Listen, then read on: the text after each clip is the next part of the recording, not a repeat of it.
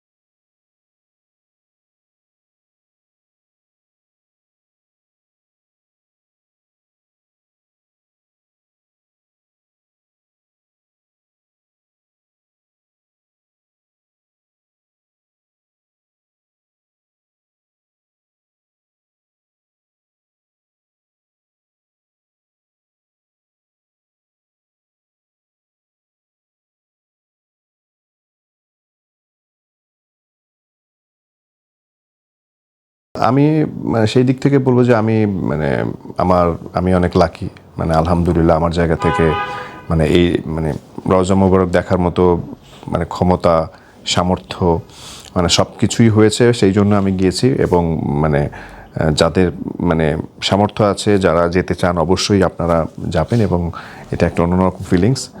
এই তো, ওকে ওকে ঠিক আছে। আরো